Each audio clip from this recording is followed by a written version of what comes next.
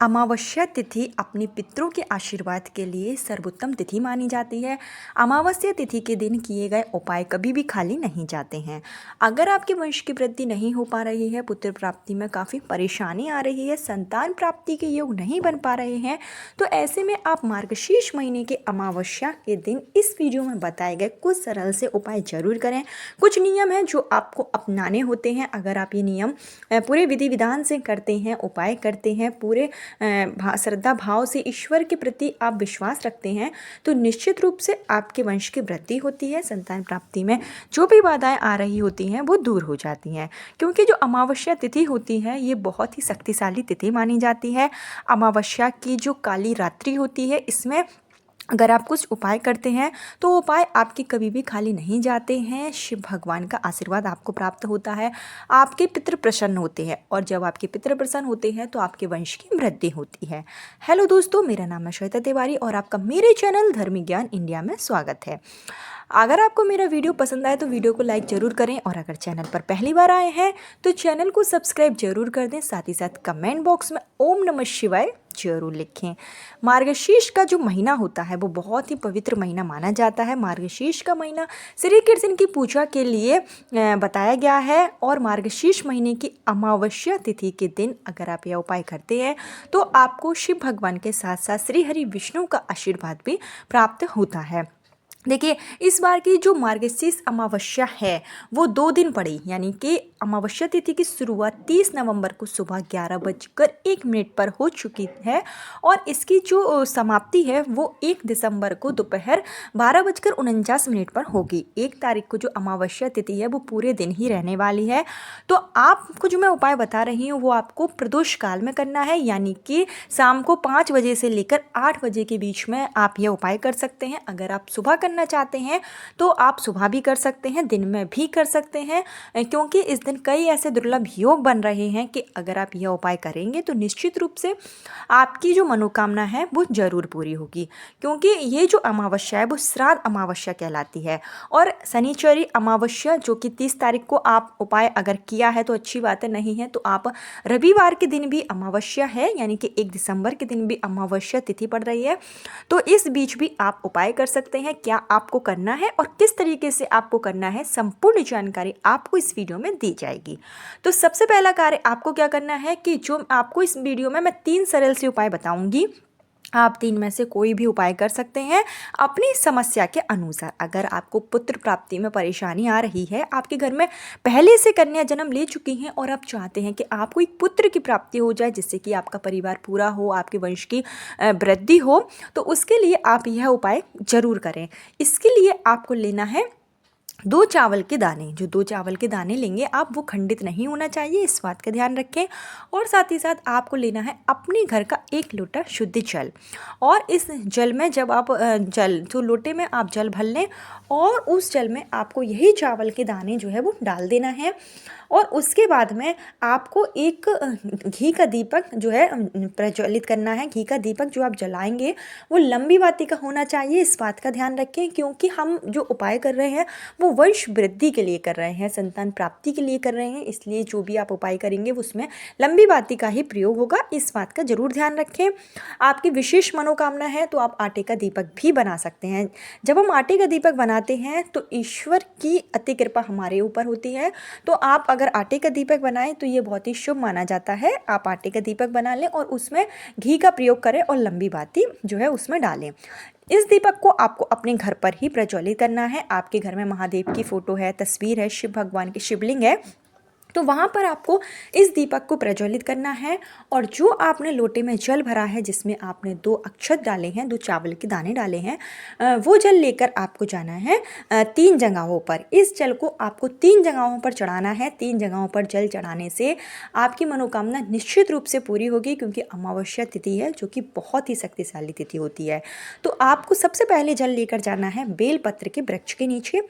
बेलपत्र के वृक्ष के नीचे, बेलपत्र का वृक्ष जो कि माँ पार्वती के आंसुओं से निर्मित हुआ है, और संतान प्राप्ति के लिए बेलपत्र की बेलपत्र के पेड़ की अगर हम पूजा करते हैं तो निश्चित रूप से हमारी मनोकामना जरूर पूरी होती है। बेलपत्र के वृक्ष में साथ साथ भोलेनाथ का वास होता है। तो सबसे पहले यह जल, थोड़ा सा जल आपको बेलपत्र के वृक्ष के नीचे डालना है और बेलपत्र के वृक्ष के नीचे आपको संतान प्राप्ति, पुत्र प्राप्ति के लिए कामना करनी है। उसके बाद आपको इसी लोटी के जल को थोड़ा सा, मतलब जैसे थोड़ा सा आपने बरगद के थोड़ा सा जो जल है वो आपने बेलपत्र के वृक्ष के नीचे डाल दिया। उसके बाद में आपको यह जल ले जाना है और इधर आप एक बात और ध्यान रखें कि जब आप बेलपत्र के वृक्ष में जल डालें तो जो आप जल डालेंगे तो उस समय आपको बिल्वेश्वर महादेव का स्मरण करना है। बिल्वेश्वर महादेव के नाम से आपको मनोकामना बोलते हुए जो भी आपकी मनोकामना है फिर आपको जल चढ़ाना है। इसके बाद में यह जल आपको चढ़ाना है आंवले के वृक्ष के नीचे। तो आंवले, अगर आपके घर के आसपास समी का वृक्ष है तो आप समी के पेड़ में भी जल चढ़ा सकते हैं।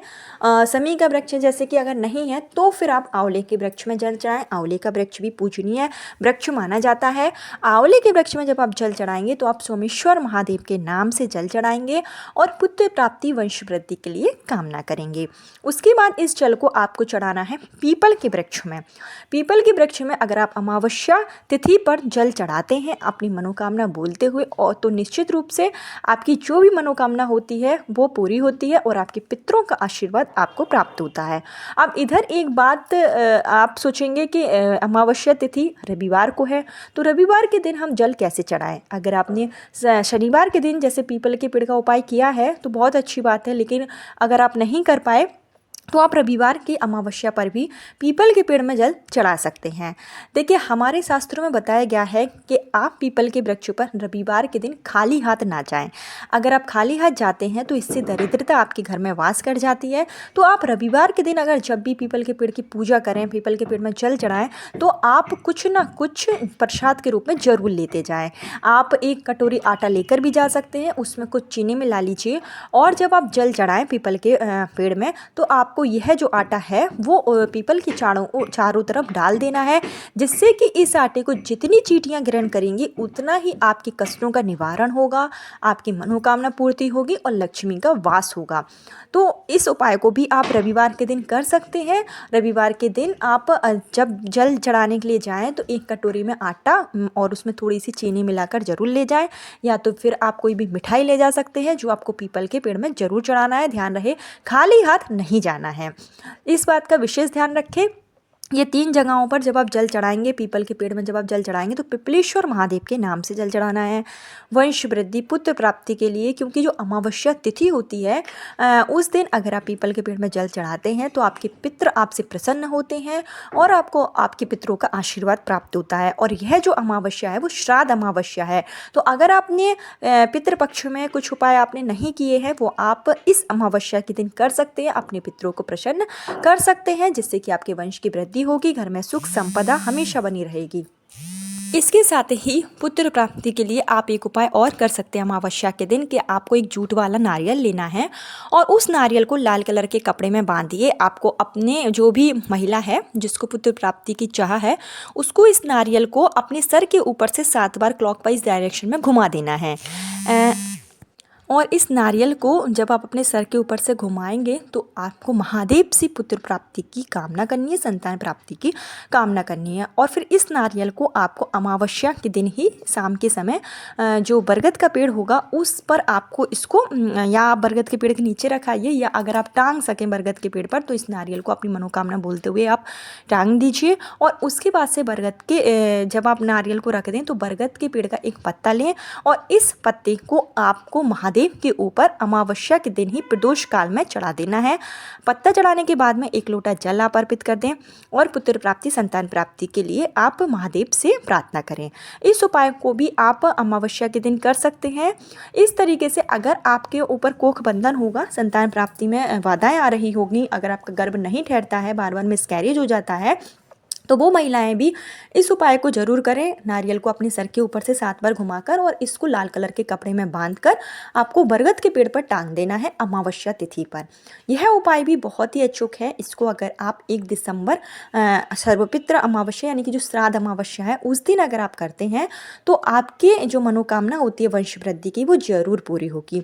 इसके साथ ही आप अमावस्या के दिन चीज़ों का दान भी कर सकते हैं। अगर आप किसी भी गरीब व्यक्ति को अगर आप भोजन कराते हैं तो इससे भी आपको आशीर्वाद प्राप्त होता है, क्योंकि ये जो विशेष तिथियां होती हैं इसमें अगर हम छोटे छोटे उपाय भी करते हैं तो ये बहुत जल्दी कारगर हो जाते हैं।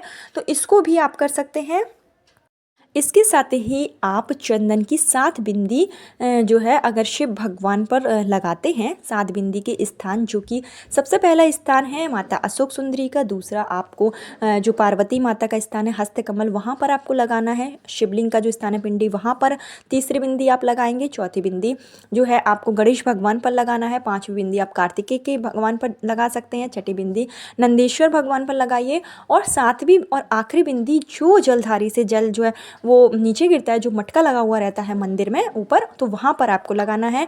अगर आप ये 7 बिंदी अमावस्या के दिन शिवलिंग पर लगा देते हैं अपनी मनोकामना बोलते हुए, संतान प्राप्ति, पुत्र प्राप्ति, जो भी आपकी मनोकामनाएं बोलते हुए अगर 7 जगह आप शिवलिंग पर बिंदी लगाते हैं, चंदन की बिंदी आपको लगानी है, तो इससे भी आपकी मनोकामना बहुत जल्दी पूरी हो जाती है। साथ ही साथ इस दिन आप शिव भगवान को जल जरूर चढ़ाएं। जो आप जल चढ़ाएं उसमें थोड़ा सा काली तिल मिलाकर आप जल चढ़ाएं और आप ओम नमः शिवाय का या नमः शिवाय का 108 बार जाप करें। ऐसा करने से भी आपकी जो भी मनोकामना है वो जरूर पूरी होगी। तो ये कुछ सरल से उपाय थे जिसको अगर आप अमावस्या तिथि पर करते हैं तो आपकी मनोकामना बहुत जल्दी पूरी होगी। कल फिर मिलती हूँ नए वीडियो नए उपाय के साथ। जब तक के लिए हर हर महादेव, श्री शिवाय नमस्तुभ्यम।